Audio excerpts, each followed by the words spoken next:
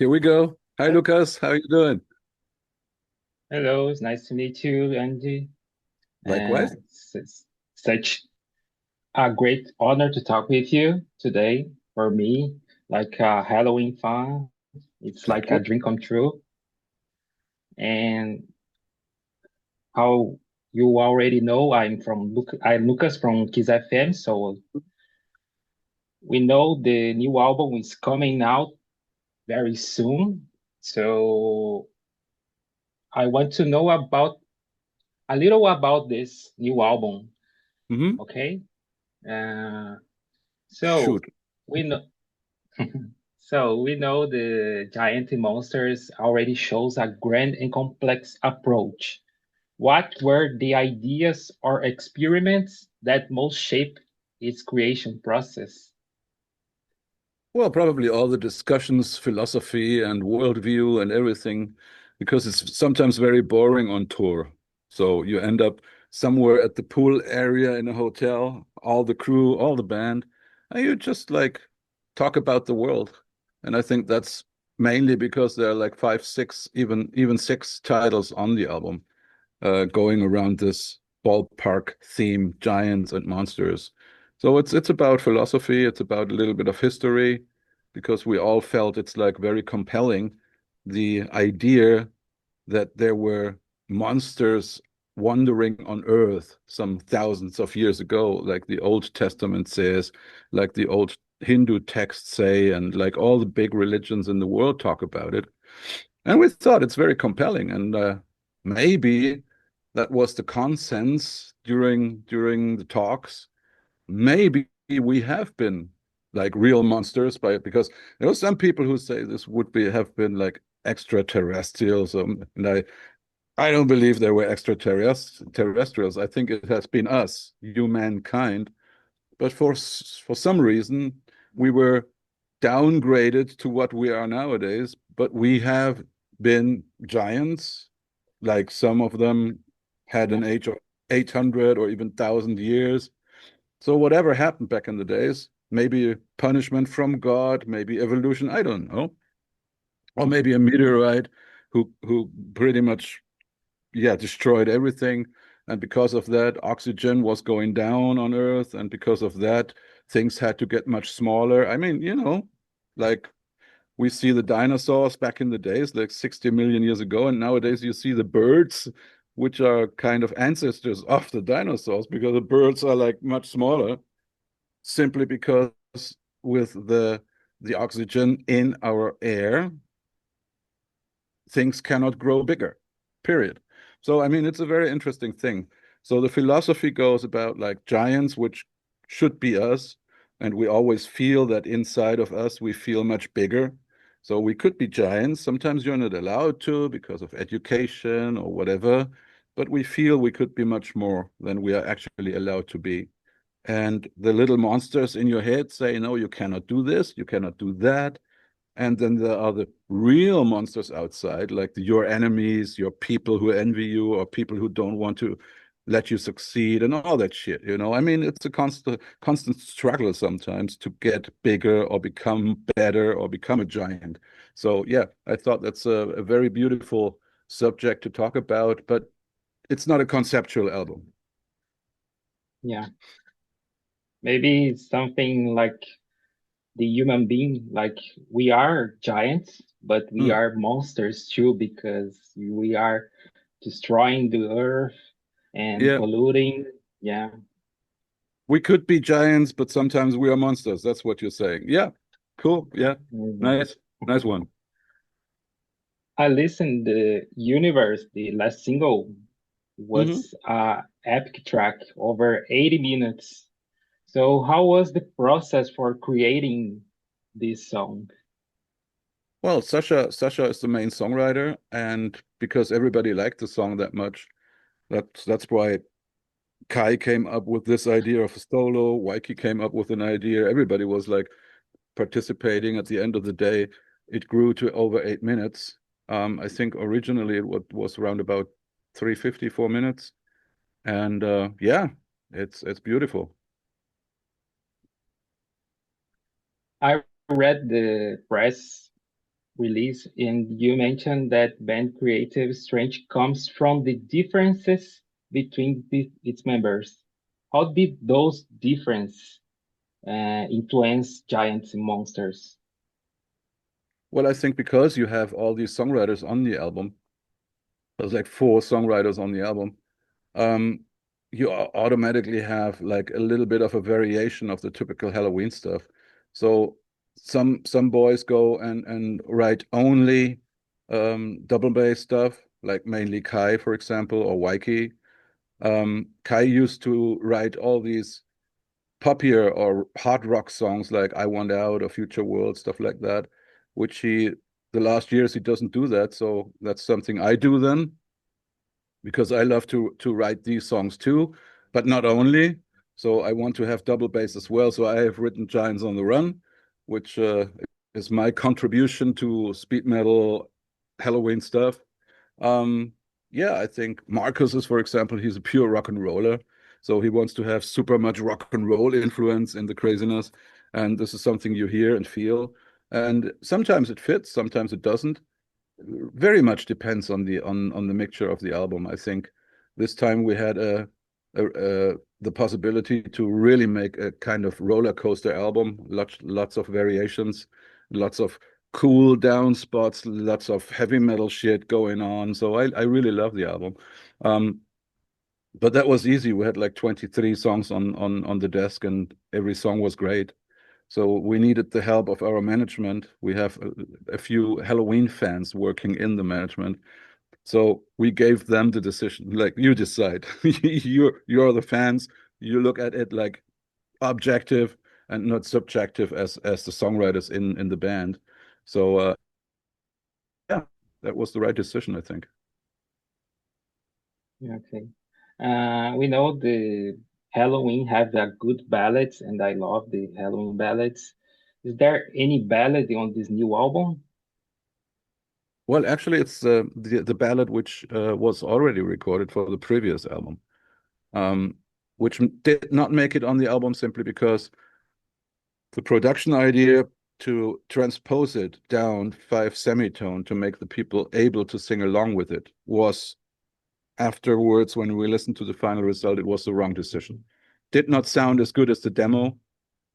The demo I recorded in high pitch, like the way you listen to it now. And we all felt that if you don't go high pitch on that very refrain, it loses everything. So it's just a very interchangeable song which could be sung by everybody in the world, so to say, from Bon Jovi to Adele, or you name them. I mean, everybody could sing that song, but it's not Halloween anymore. So we wanted to have it back to the original state of the demo, like high-pitched vocals, and together with Michael, it shines, so it's perfect. I love it. I love it even more than my own demo where I was the only one singing on it. So I love to sing it with Michael because I think it's great to have him on the refrain. You have Andy on the refrain, and at the end of the end refrain is like the two of us. And I really like that. That's really nice. And the song finally shines again. Great. We know the 40 years tour is coming too. And what excites you the most about celebrating 4 decades of Halloween on stage? Mm. You have to repeat the question because you froze for 5 seconds. Okay, sorry. We know the 40 years tour is coming too. So what excites you the most about celebrating 40 years from Halloween on stage?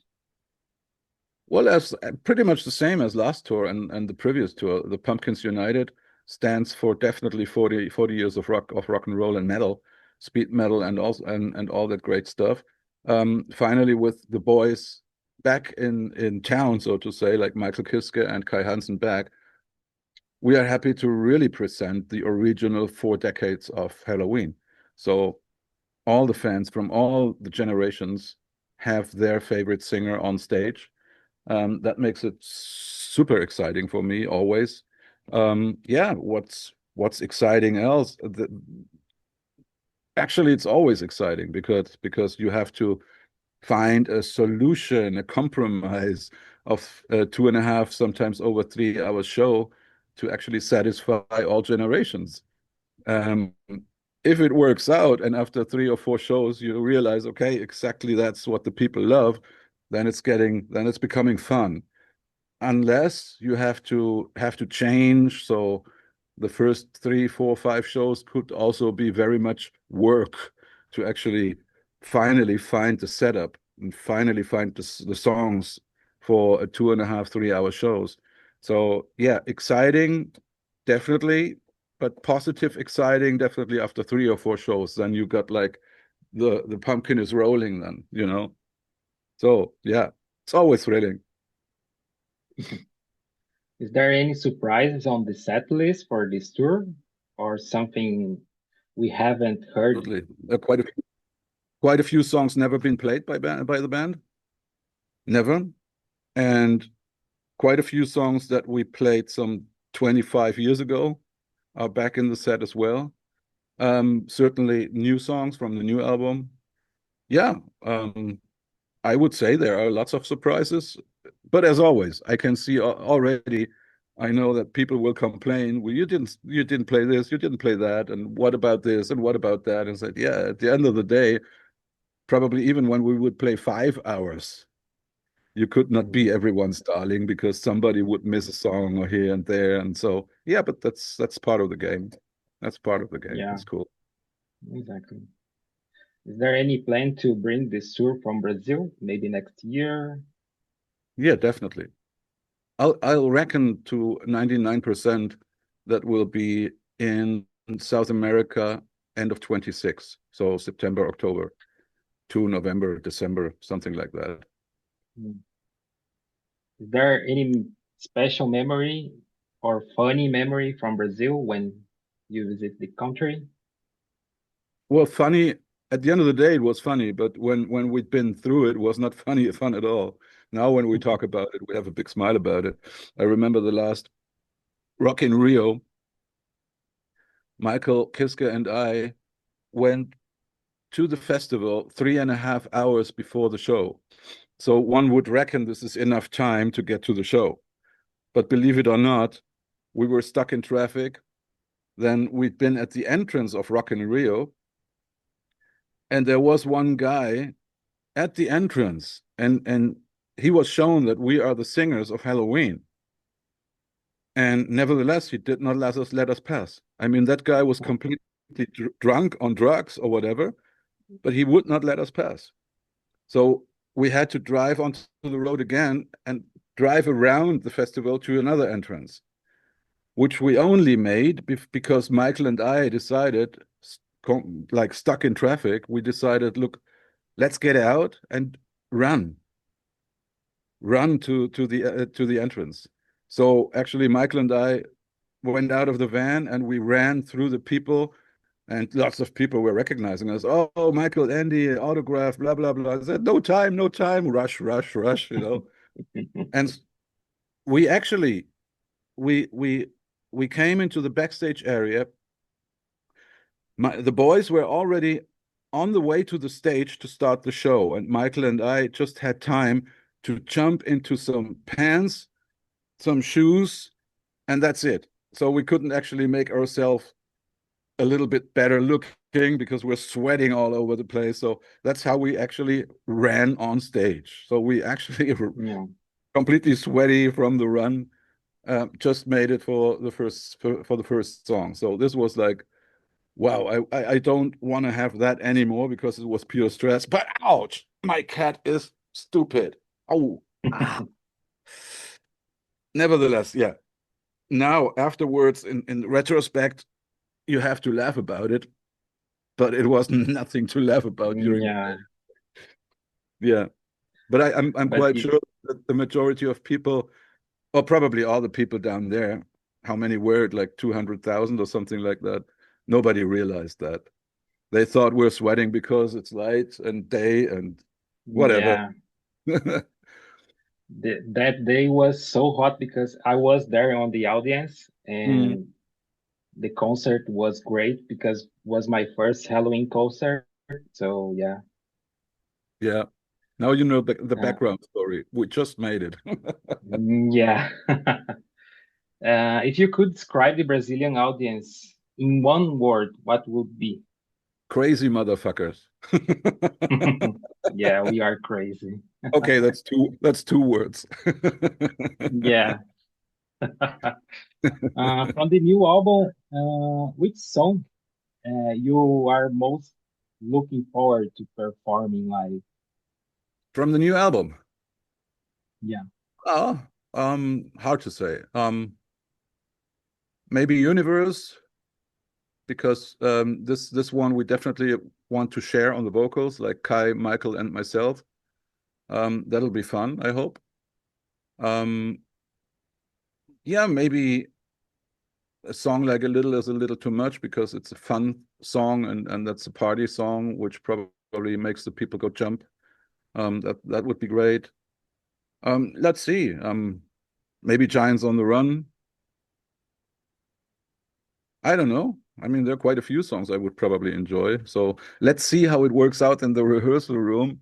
Then I can tell you more about it. Maybe this or that Yeah. song will not work at all. So, but I don't think so. I mean, during the rehearsals for the production of the album, everything was cool. So I guess it should turn out great. If not, we'd throw it out and put in another song. Yeah. I think we have just more 3 minutes. Do you have any message for the Brazilian audience? Yeah, thanks for waiting as always. You know, Brazil was one of my greatest milestone. I mean, even um, back in the days was even the first concert we ever played in South America. So it was Brazil 1998, Monsters of Rock in Sao Paulo, and it was pure craziness. I mean, we did not know what to expect. I never forget that day. Was, as I said, the first time Helloween played in Brazil. And believe it or not, we went on stage and there was like this packed stadium in Sao Paulo. And we started out with We Burn. And believe it or not, we could not hear ourselves because the people were so loud, screaming and yelling. And that's the first time when I thought, oh, I think they like us here in Brazil. And everybody on Yeah. stage, like I looked to Marcus and Marcus was like, wow. And I looked to Waiki and Waiki was just going like, ooh. It was fantastic. I mean, somehow we made it. I don't even know how I sang the verses and everything because honestly, I couldn't hear myself. I was just more or less listening to the people because they are all singing along with it, like higher, much higher, and the people were louder than us on stage. But at least because Yeah. they sang, I know where we are. So that was crazy. It's really crazy. Mm, I think that's it. All right. Mm, Then I Thank you thank for you. your time. Thanks for having me.